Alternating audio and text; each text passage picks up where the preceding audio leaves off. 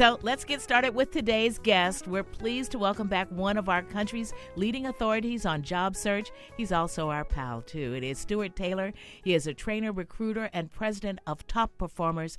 His must-have book, and by the way, we're going to give some away today, but not yet, so you can call for the questions. How to Ace a Job Interview. Once again, How to Ace a Job Interview.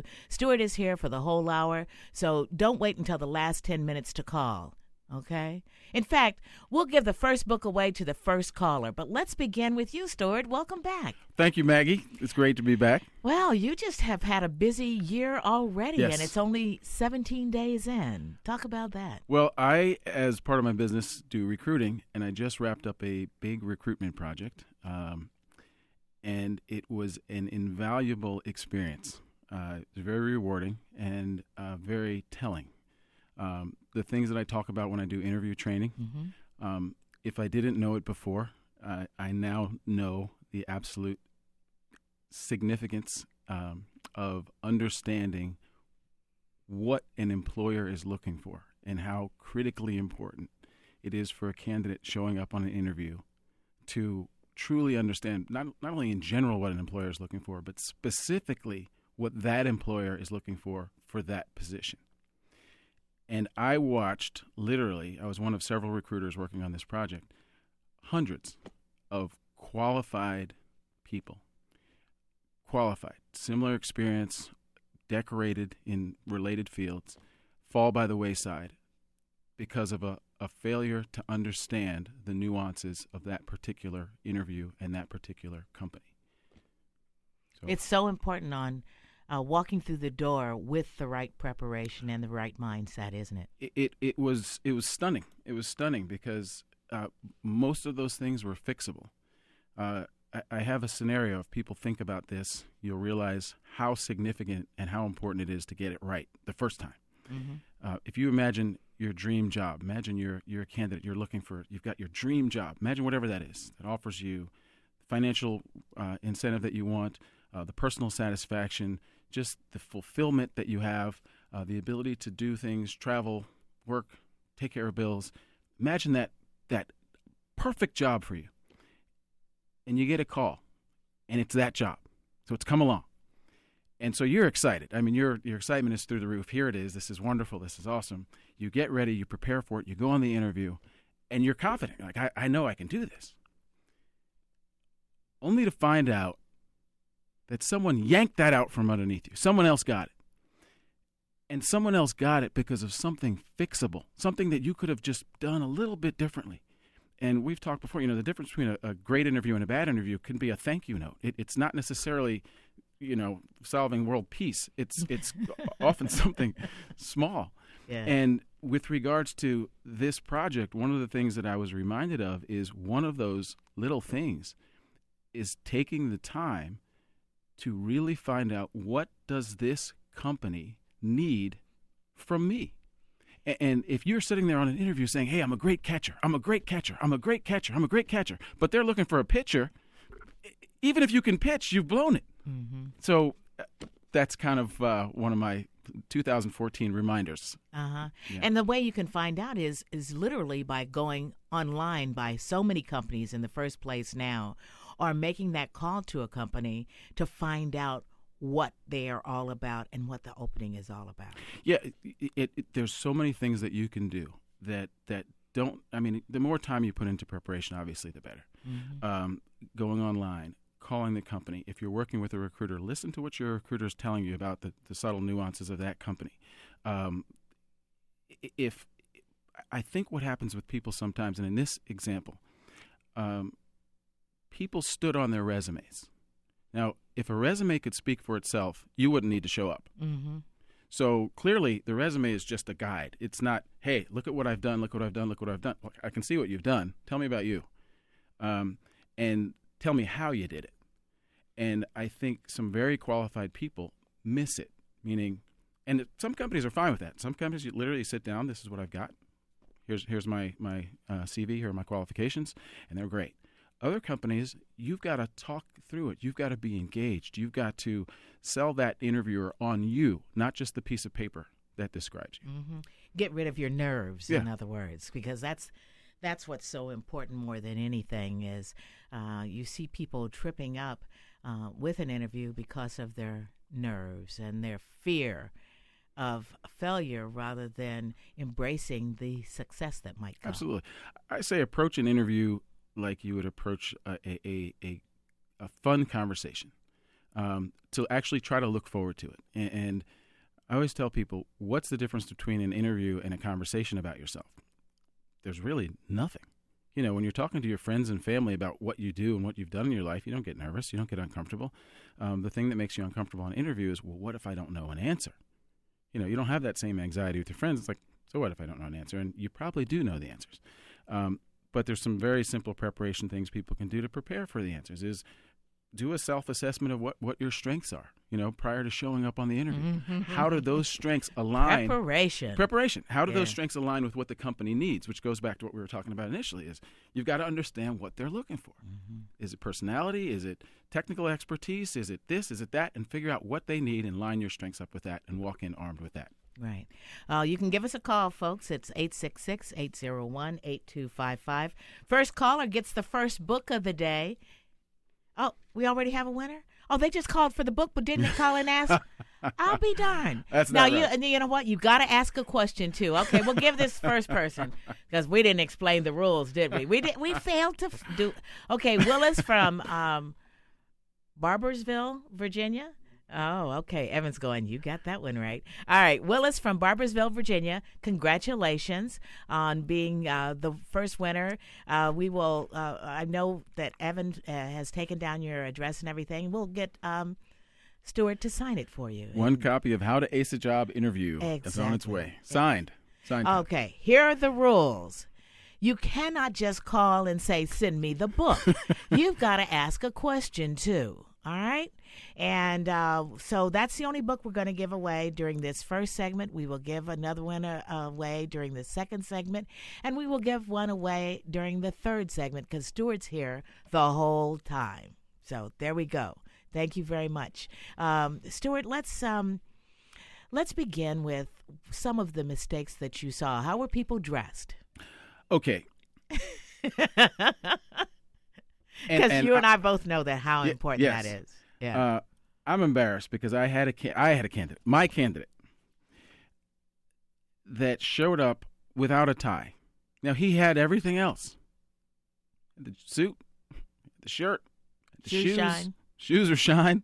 Hair was done. Hair did, everything. And he didn't wear a tie. And I was stunned. I was absolutely stunned. I actually had not reviewed that with him prior to because he's been in the business for a long time. And I'm thinking, this is a business where people wear ties. Mm-hmm. What were you doing? And he's like, oh, I was just trying to show that I was comfortable. Wrong time. Yeah, do that at the football game. You know? Or do that after you've been hired. Yeah, and if, you know, ties, you can get a tie at like a dollar store for $1 if you need to. So there's not really a reason not to have one. Mm-hmm. I had two people that showed up late. Now, if you show up 5 minutes late, if you show up a minute late, if you show up 30 seconds late, you're late. You're late. It's all the same. And 9 out of 10 times, you're done. I say in my book, there are 2 reasons to be late, 2 excuses to be late. 1, a wedding. 2, a funeral. Both have to be your own. All right, there you go. And if you're not doing that, then too bad. There's just, and even if the excuse or the reason makes sense to you, mm-hmm. you have to look at it from the interviewer's standpoint. It doesn't matter what your reason is. If they've got a meeting and you're their employee, you're going to have a reason then why you showed up late. If they've got a project that's due and their reputation is on the line and you're their employee and you're late, it doesn't matter what your reason is. You've made them look bad. So if the very first impression that you're making on someone is, I'm late, it's a potential for disaster, and that's how the employer is viewing it. Doesn't matter what your reason is. All right.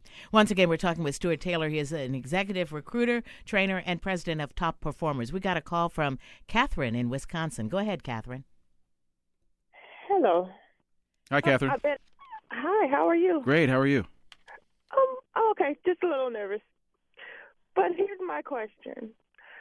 I've been out of the marketplace for over 12 years now, and I want to know what are some tips in going on a job interview? Well, 12 years is an extended period of time. And It is. it depends on what you're looking for. There are a lot of companies, like in the industries that I primarily work in, which are pharmaceutical, biotech, device, any medical healthcare positions, as well as other positions. But the majority of those require current experience or recent experience, with the exception of if someone were downsized, recently or within the last year, especially with the economy. Companies tend to be more forgiving.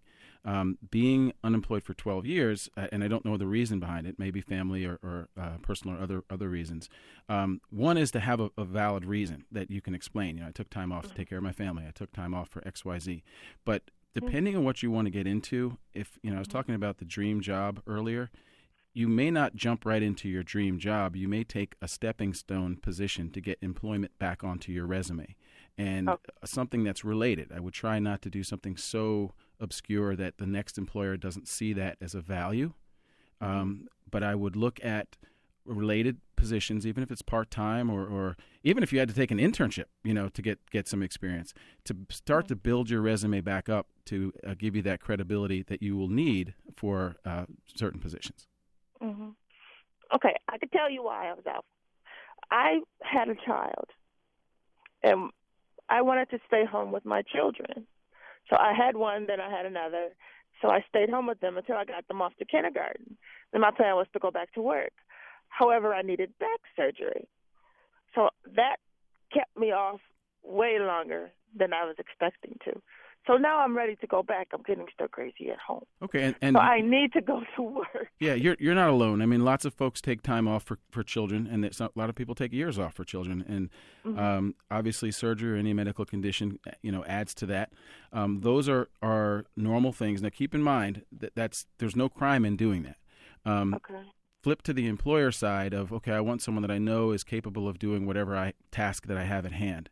And being unemployed for that period of time, there's more of a risk that, well, I don't know if she has that. I don't know if she still has the drive. I don't know if she's still interested. Several things that you can do, going back to what I said. One is to get a job that's related. Two is to take what you've learned experience-wise during that time and fold that into who you are. I learned to multitask. I learned to do this. I learned to manage my budget. I learned to, whatever it is that you did in life's experience, that when you're going on your next interview, you can say, this wasn't lost time. It was valuable to me. And I would say the same thing to a college student that just got out of school. It says, well, I don't really have any experience because I haven't done anything. It's like, yeah, you have. You've done a lot. Take the aspects of your life that you've done, fold those into what's required for this position, and start somewhere. The key would be to get a job. The other side of it is, that explanation is fine. I would explain it briefly, succinctly to an employer. Don't make any excuses about it. Say, this is what happened, and here's where I am, and this is my commitment to next steps. This is what I'm doing to get into the employment. And demonstrate that you're actively looking. One of the things as a recruiter, when I talk to people that are unemployed, and companies will ask the same thing, they want to find out, how committed are you to getting back to work? You really want to get back to work, or you don't really want to get back to work? How committed are you to get into this industry? So if I ask a candidate that tells me that they're hungry to get back into this particular industry or your particular job, one of the questions I ask is, so where have you been looking? How are the interviews going? How many people have you talked with? If you tell me no one, I no longer believe you. You're no longer credible. You're like, you're not really making an effort. I'm just something that came along. So actively start looking so that you can share, this is what I'm doing. I'm 100% committed to getting back into the workforce. I have taken care of that portion of my life so that I'm now free and clear to perform the responsibilities of whatever job it is that you're looking for. What about maybe even easing back in by getting an update in the profession, taking some classes through a community college or something like that? That's exactly what I was just speaking. I should Yeah. update my skills. Yeah, because it's been way too long. It's so easy. It costs maybe a little bit of money, but it's so easy to do. I know, even with my where I live, the county. Through their Parks and Recreation Department. It's amazing the number of updated skills that you can get just through a little 6-week course that they have that doesn't even cost anything in comparison to like going back into a school. But going in with updated skills is a star for someone who's been out for a while. Yeah, that is a very, very great suggestion. And you could even up that and combine that with some type of part-time employment. So you're getting both at the same time if it's possible to do both. Right. Okay. I thank you guys so much. Okay. Thank you, Catherine, for joining us, and good luck. Best of success to you. Blessings. All right, Tony from Canada. Go ahead, Tony. Hey, good morning. Good morning. Morning. Turn your radio down. Oh, that was my GPS. I Okay. can't do anything. He just talked to me for a second. Okay. My situation a little different. I mean, I've been working for myself probably for the last 22 years. But it's like I tell most people I do come in contact with, you're always in an interview. Because even as a business owner, I'm still being interviewed by potential clients. So if you don't understand who you are, if you're not comfortable with talking with people, one of the best things people can do is learn how to get a book on selling themselves, because you're selling yourself 24/7. And if they learn that skill, everything else falls into place. Yeah. 100% agree with you. 100% agree with you, and highly recommend How to Ace a Job Interview by Stuart Taylor. It's a great book, and it is on how to sell yourself and be very prepared for an interview. Tony, that was a nice lead-in. Thank you, man. All right, listen, we're going to have to take a quick break, but when we come back, we've got more with Stuart Taylor. Hang on, Jeff, Beverly, Lee, Dee, and Kevin will be right back with you.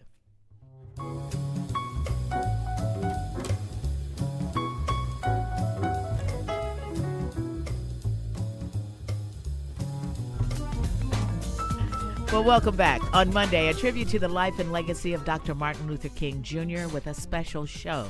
We'll hear from his sister, Christine King Ferris, daughter Bernice, son Martin III, plus many others who took part in the 50th anniversary of the March on Washington. But we continue right now with top trainer, recruiter, and president of Top Performers, Stuart Taylor. His book is How to Ace a Job Interview. And because Jeff is our next caller and the first one of this segment, we're going to give Jeff from Michigan the book, How to Ace a Job Interview, but we're also going to take your questions. Go ahead, Jeff.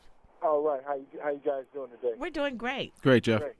My question is, being from Detroit, how do you get a job in a job market that's a bad job market right now? Your question is how to get a job in a bad job market? Right. Detroit is a bad job market. Yeah, they've lost and millions of people. I don't joke about this. Is relocation an option?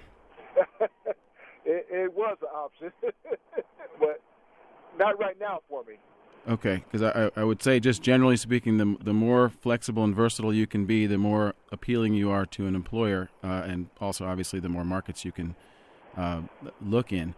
Are you? When was the last time you worked? I'm presently working right now. Working a part-time position for a staffing company in the Michigan area, Detroit area. All right. Well, the starting point is your resume, and you want to make sure you've got a resume that reflects your experience and clearly links it to whatever type of job or specific job you're looking for. Okay. I always think of a resume as a lure, and the employer is the fish, and you've got to have the right bait on the lure to get the fish's attention.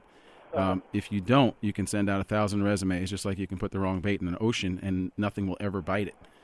So one is to get an understanding of what, you would know this, what type of job you want. I generally recommend for people to review job descriptions of the types of position that you want. Take out keywords that are in those job descriptions and make sure you include those in your resume, defining what you're doing. With a lot of companies nowadays, they screen resumes electronically. So it's not even a human looking at them. It's a computer reading keywords. And if you don't have the keywords that line up with the job, your resume is invisible.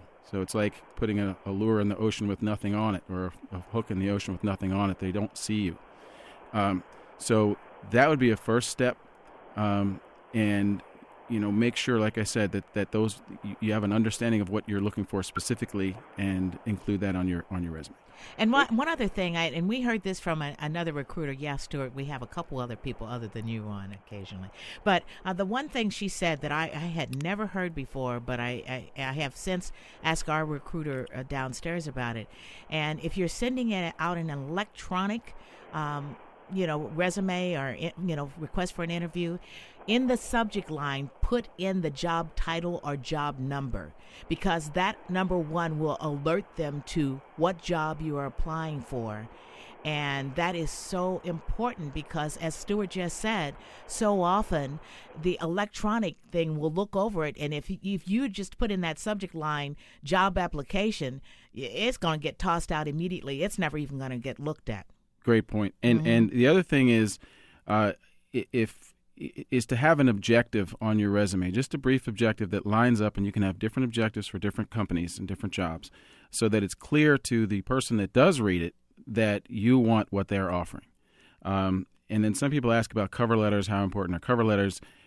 It depends. I'll be honest with you, most cover letters are not really read. People are looking at the resume. You've got about 6 or 7 seconds to get someone's attention, a person's attention, and then they either say, let's explore this further, or it goes into a circular file. All right. Jeff, hang on, because they're going to get your name and number. You'll be getting the book, How to Ace a Job Interview. We're going to go to Beverly in New York. Go ahead, Beverly. Hi, Maggie. Great program. I listen to you every day. Thank you. And I'm glad for this particular topic. I'm a career changer, and I haven't been able to break into an area for which I've been retrained. My resume has been out in the market for about 4 months. And I don't know whether it's because I don't have enough experience in the area in which I've been trained, which is like 2 years of internship, or whether it's too much information that I have from previous experience on my resume. Any ideas how I can get into the market or have potential employers look at my resume and give me some calls or callbacks? How long is your resume? It's 2 pages. 2 pages. Is it pretty packed? It is packed. Okay, you might, and does it go all the way back to, I don't know how long you've been in the workforce, but does it go all the way back to school? Does it include everything that you've ever done, or does it? It goes back, I would say, to 1985. Okay. Forward. Okay. You may want to do a couple of things. Review your resume for content. Like I said, if a person is looking at your resume, and I don't know if you heard the answers to the prior call, a lot of resumes are electronically reviewed, so you want to make sure that the keywords on your resume reflect what the job requirements are and what's listed as far as job description. So that will help as far as getting electronic attention as well as a person's attention. Yeah, I'm on that. Okay. The other is if you have too much information on a resume, your valuable information can get easily lost. And ideally, a resume is 1 page. It's bullet point 1 page. If you stretch it over to a page and a half, that's okay. When you start to get to 2 pages or more, it becomes a lot for someone to read and review, and you can be the most talented person in the world, and they are not going to see it. With regards to going back to 1985, you may include the more recent positions and relevant positions for your employment. You definitely don't want to, ideally, show any gaps on your resume, so you want it consistent. But what sometimes people will do is they'll list recent employment, and then you could post or list other jobs held with just the listing without any extensive detail. One, that would shorten your resume. 2, it'll keep it more focused for a present-day employer. I got you. Thank you so much. Sure. I appreciate it. All right. Thank you, Beverly. Good luck to you, too. Thank you. Have a nice day. You, too. Lee in Arkansas. Go ahead, Lee.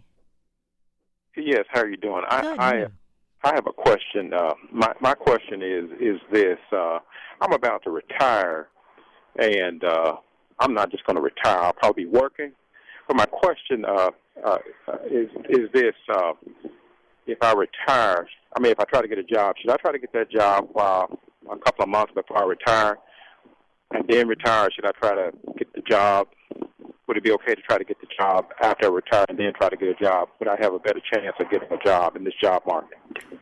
What do they say? It's always easier to find someone when you got someone. I was thinking about that. I thought about it. Yeah. It's much easier to get a job when you have a job. As soon as that disconnect happens, you become a less viable candidate, and it's I that was simple. thinking that way, Yeah. and I didn't, but I can work it out. Well, that is Mr. Taylor. Is that your book, Taylor? The book is called How to Ace a Job Interview. How to Ace a Job Interview. I will need it now. Yeah. Okay. Well, may I also say, you can tell the new employer, because I'm already thinking positive for you, what day you can begin. And okay. A lot of times, Okay. be upfront with them right from the very beginning. Not necessarily, you can just say, my job is getting ready to end or something along those lines, and just give them the date that you can start. And unless I'll be available in 30 days, or you'll be available in such and such. Be upfront with them in that way, and that way they know that you are an honest employee, and that makes you that much more welcoming, rather than you dancing around about it. Yeah. Thank you, Miss Linden. I sure appreciate that. All right, because I've been in that situation.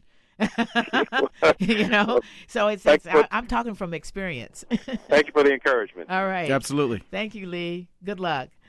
D, we go from Lee to D in New Jersey. Go ahead, D. Good morning. Good morning.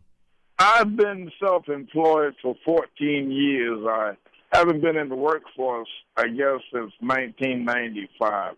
How would I verify self-employment to a prospective employer? And how do they look upon people who have been self-employed who are now looking for work? Doesn't that indicate your company or whatever failed? Not necessarily. No. No more so than when you leave one company and go to another company, does it mean that it failed? It's how you describe it. You've been self-employed for a while, which means you've been very successful. So I would actually start there. And as far as explaining why you're changing, there could be a number of reasons. I love what I do. I've overcome a lot of the challenges. I've learned X, Y, Z, but I would like the added benefit and support and security of a company behind me. Here's what I'm bringing to the table, and I because of this experience, I'm a better qualified person than I would have been had I not had it. So you always got to take what you've done and pull out the gems from it. Yeah. Okay. Again, how would I verify self-employment? I have no idea how to do that. It's not like they can call a prior employer and get your work history. How do you do that? But even if you were self-employed, weren't you working with someone? When I say that, I mean if you were self-employed with your own company, were you doing sales? Were you doing cleanup of runs? What were you doing? I'm an independent truck driver, and I don't know who my next client might be. Okay, but even with that, were there people you delivered to? Do you understand what I'm saying? Yes, but I understand that, but there's no basic relation between. It's just like being a cab driver. You drop someone off, they're gone. Yeah. Okay. Well, taxes. You file taxes. I'm going to guess if you do that, you've got support. You got, as Maggie was saying, references from people. Outlining what you've done, how you've done it. Put together, show a business plan. It really depends on what the company wants from you, and I'll tell you, I can always tell when someone's telling the truth by how they describe what they're talking about. So, you've done something for, what'd you say, 14 years? That's right. You can talk to that at great length about the specifics of what you've done. And the company will tell you this is what we need or don't need. And I think There may be some companies that say, well, you don't have enough documentation. Okay, well, then that would not be the best company for you. But I don't think that's as critical. Well, let me just interject here. The neighbor who lives across the street from me was an independent truck driver for 30, 40 years, owned his own trucking company. Right. But there were people that he picked up from. He did a lot of heating and air conditioning, and he worked, for a long time with Sears. He would pick up stuff and deliver it to people's homes and those kind of things. That's the kind of contact that he would have listed. He would have listed Sears. He would have listed Bosch and Lohm. I know they're the eye people, but he would have listed companies that he picked up stuff from and moved it to another location. Whether and like you said, you drop it off. He would drop it off at individual homes and things like that. But the person he picked up from, that's who he listed on his resume. I see. That's what I'm saying. You always, even as an independent trucker, you still have people that you've worked with. Now, his son is in trucking too, and he's a mover. And, there was one time that Tony actually called and asked us, he says, can you list me as a reference? Can we use you as a reference? Because he had moved our son a couple of times. We said, absolutely. So that's why I'm saying you have to look at people whom you have had some kind of contact with, because you didn't just drive around all day. You had to have had some kind of contact. You had to have been delivering something, and you picked it up from somewhere. Well, yes, I work with brokers, but if I use the same broker the entire 14 years, then that's only one name I can put on a resume. But yes, he was a good contractor. I mean, great contractor, but that's just one person. It's I'm going to say this, it's not necessarily the quantity, it's the quality. If you worked with one broker and that's been your business, then that's been your business. As a recruiter, I contract with different companies, but let's just say I just contracted with one and I did that for 20 years. Okay. Right. It does. So what? There are many people that have worked for a company, only one person and they are going out and looking for a job because they've either been laid off or whatever. So they're in the same bracket that you are. Yeah. And Maggie's comment, about just contacts and using those contacts as references, listing the contacts, call logs, things that you track. I'm going to guess that you have some means of tracking your business. That's all proof of what you've done. If you get paid, that's proof of what you've done. So, again, I go back to... Well, what are you saying? I should come in there with my financial record? I wouldn't share all of your I wouldn't bring in the canceled checks or anything, but you can bring in logs of these are clients that I've worked with and demonstrating that this is what I've done. And you can even do a tally of this is what my earnings are. So if someone's asking for proof of income, you can demonstrate this is what I made last year. So there are ways to support without giving away confidentiality. You don't want to do that. That will support what you've done. And them asking you how much you've made in the past is not an unusual question, because pretty much every job I've ever had, they always want to know what I made beforehand. Yeah. See, it's not an exception. It's generally a rule, so that they can judge where you are in the pay scale. Because a lot of times you may go to a company and it'll have, say, like between, say, $35,000 and $50,000, and you may not be at the low end. You may be somewhere in the middle, but they have to know what you made beforehand, and that's not that unusual of a question. And Dee, one other thing, I wouldn't approach your interviewing from the standpoint of, oh my goodness, I can't prove this. Right. I would take that fear and put it in a box and put it up on a shelf. Go in there full force with the knowledge that you have gained some valuable experience, that you have run and managed a business, which is incredible. It's really incredible. I salute you. I mean, all that works fine, and I'll probably do a great job at selling myself verbally. But I'm talking about paperwork. How do I verify something on paper? You see the gap here? Yeah, and I go back to it depends on how you've tracked your business, and I don't know how you've done that, but that is proof that you've done it. References are proof that you've done it. You can provide, like I said, references across the span of your self-employment to say you can speak with this company, this company, this company, this company. And even if you've been with one company, put down what you did. But if you're an independent contractor, you had to do your own bookkeeping. You had to do your own finances. And if you worked with others, or if you occasionally hired someone to help you, that kind of thing. You worked as a employee type of thing. There are just ways you have to rethink what you've been doing, because you act like you've only driven a truck, but you've done a heck of a lot more. Precisely. And how do you put it on a resume? You put it down as, independent contractor. I did this, I did that. Worked with a company for 14 years, made deliveries on time, never had problems, those kind of things. It may have to be summed up in a paragraph, but, that's the way to do it. I would agree with Maggie. Only because I've looked for a lot of jobs in 41 years of being in broadcasting. Dee, we wish you luck. Any other questions? That's great. Thank you. Could he get a hold of you? You can reach me at info at topperformers.com. And so can anyone else that needs to contact me for either recruitment services, interview training, or really anything related to job Dee, you search. might give him a call. He might be able to help you out in another way. Okay? Okay, thank you. All right. Congratulations and good luck. Good luck to you. All right, we got to take a break. When we come back, we've got Kevin and Paula on the line. We'll be to you as soon as we can.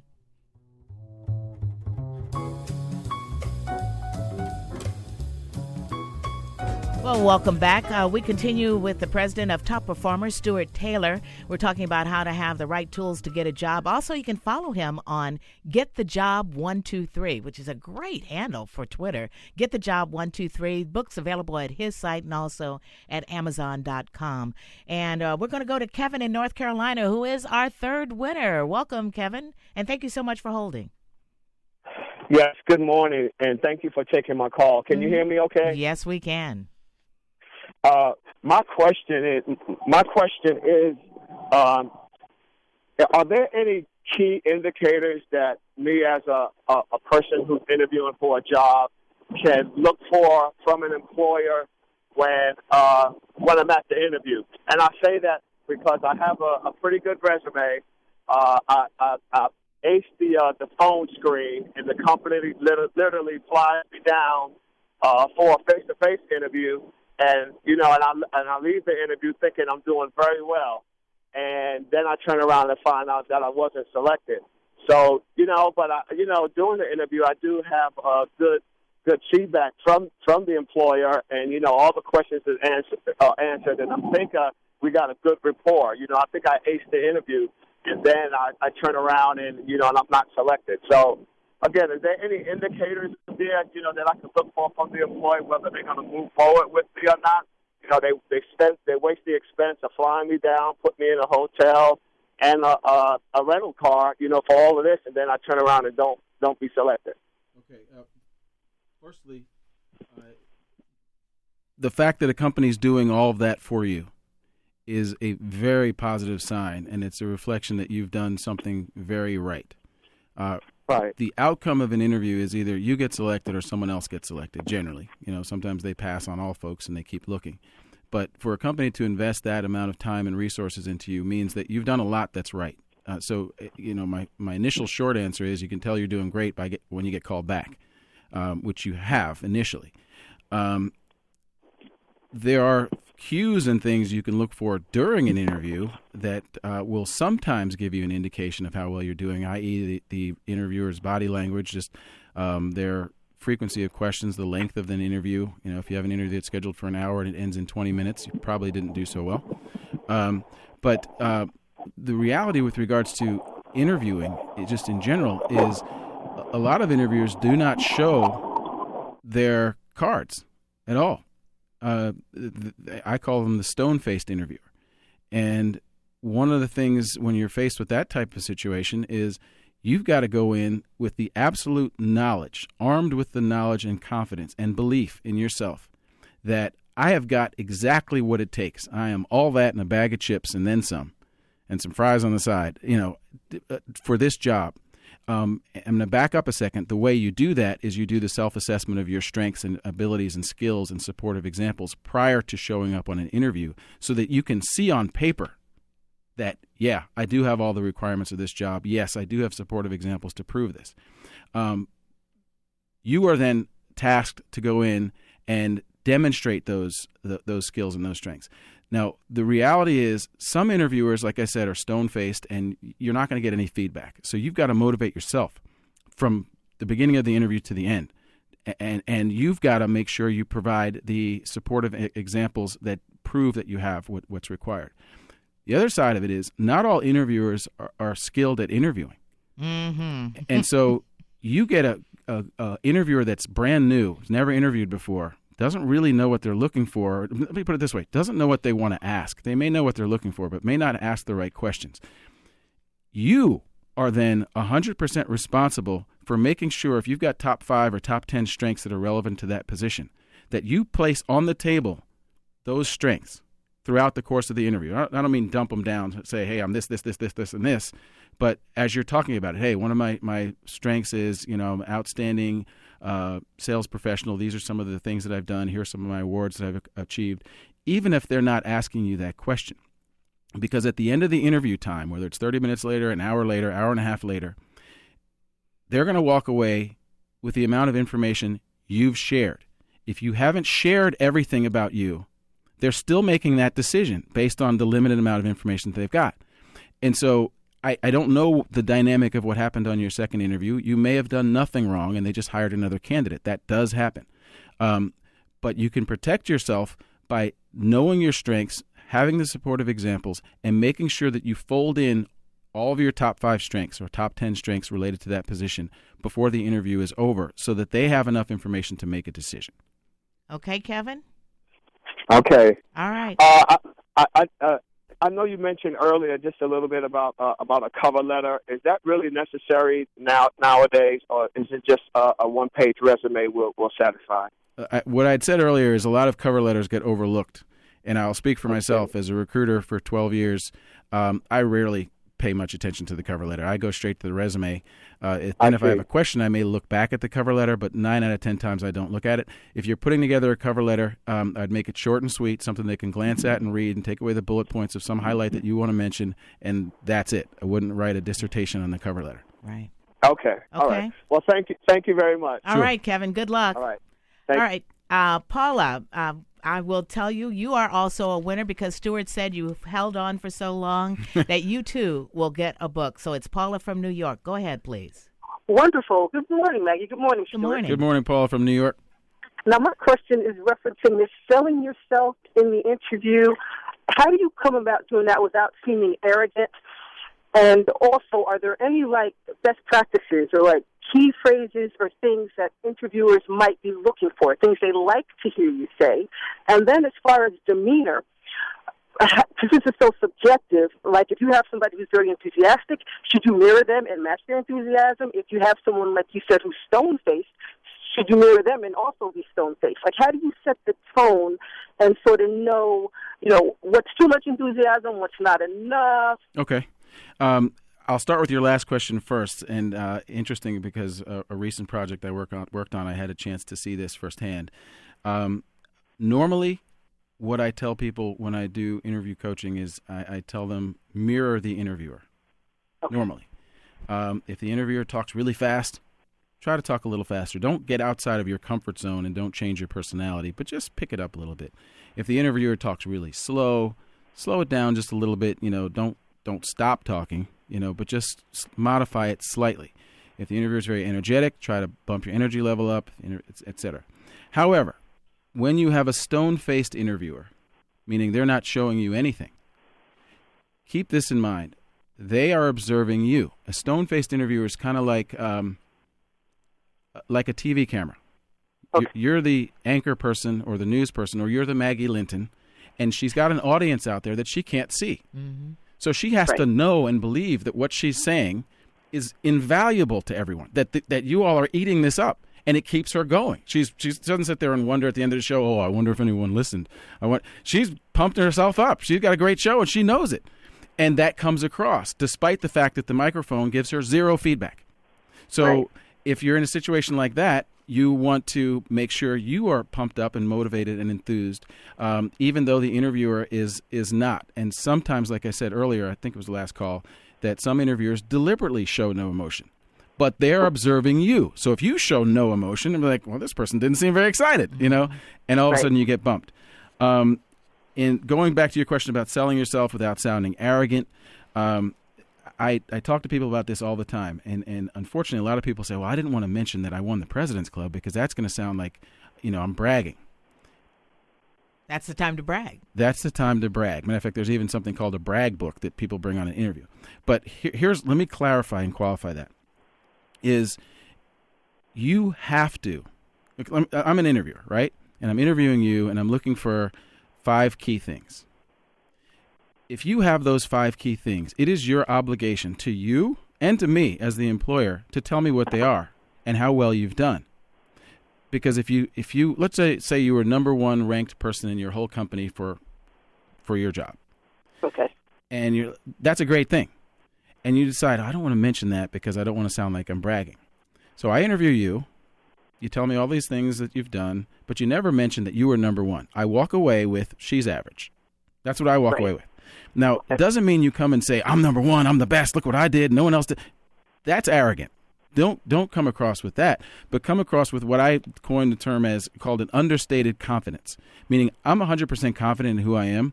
I will demonstrate and share examples to support who I am, and if that happens to be I'm number 1 and that happens to be the President's Club, you best doggone be sure to know that I will share that. You have to share that so that they can make a good, a fair and good decision on you. Okay.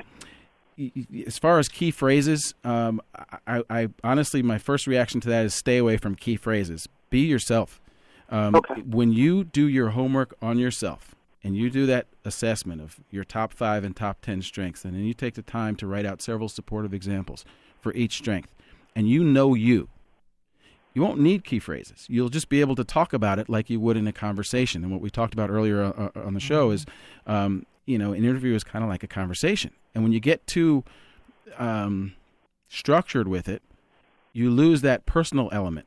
And the whole purpose of the interview is the personal element is, like I said, otherwise you just send a resume and you get hired. So I would, you can, people would say, oh, I'm a people person, or I'm this, or I'm that. Don't do that. Use your own words to describe who you are, what you've done, and let your energy and enthusiasm shine through. Okay, great. Congratulations, Paula. You get that job. Thank you. Listen to me. I'm saying it already. I love it. Congratulations. Yes, we're going to speak that into existence. I can't wait to get the book. Yeah. Well, the book is valuable. Very, very valuable. In fact, I gave one to my granddaughter. Anyway, many thanks. Many thanks to you, Paula, for your calling, and good luck. We've got, once again, top trainer, recruiter, and president of Top Performers, Stuart Taylor. His book is How to Ace a Job Interview. We did have a caller that I noticed separated, but how do you go interviewing not just for one person, but a panel of people? Because that does happen occasionally. Does. 2 or 3 people are sitting there to interview you, and that's a lot different than just one. So how do you treat it? Mm-hmm. You approach a panel interview as if each person on the panel is very important.